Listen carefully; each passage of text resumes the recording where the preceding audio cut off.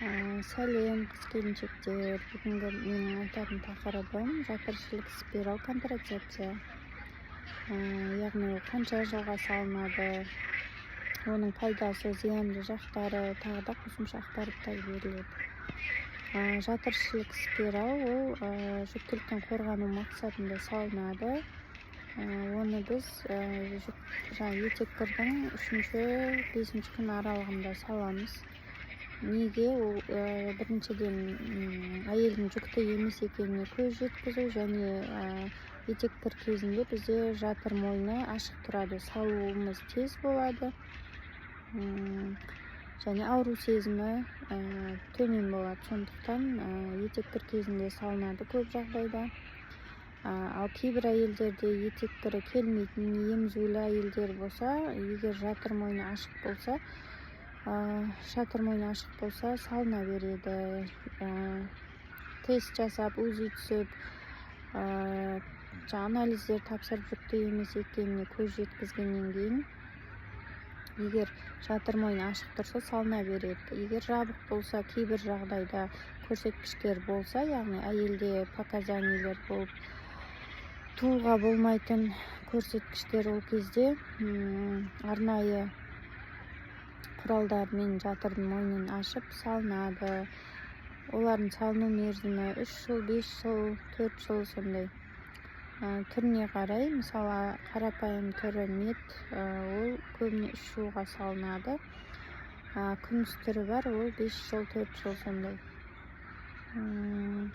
Кейбір әйелдерге жағуы мүмкін, жақпауы мүмкін. Гемоглобин қан аздық болса, 90-нан төмен болса гемоглобин, спираль салынбайды. Қан аурулары болса, тағы да көрсеткіштері бар, сондай жағдайларда салынбайды. Бұның пайдасы басқа ешқандай қосымша қорғануды талап етпейді. Көбіне партнері бар, күйеуі бар әйелдерге ыңғайлы. 3-4 баласы бар, 2 баласы бар. 1 баласы барларға рекомендация етілмейді, өйткені кейбір жағдайларда көтере алмай қалу мүмкін. Енді барлығында емес, 100%-ында емес.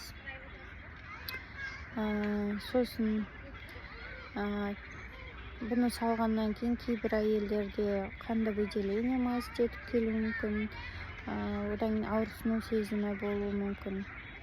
Барлық әйелдерде бірдей емес. Неліктен? Өйткені ол уақытша сондай жағдай болуы мүмкін. Бөгде дене болғаннан кейін жатыр мойны жиырылады, сондықтан сондай сезім болуы мүмкін.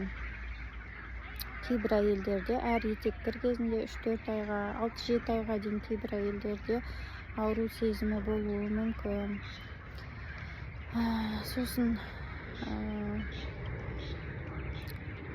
алатын кезде біз бұны етеккір кезінде көрсеткіштер бойынша аламыз. Спираль салғаннан кейін біз 7-13 күні УЗИ түсіп қайталап тексеруіміз керек. Сосын әр 6 ай сайын мазок на степень чистоты тапсырып, УЗИ түсіп қадағалап тұруымыз керек.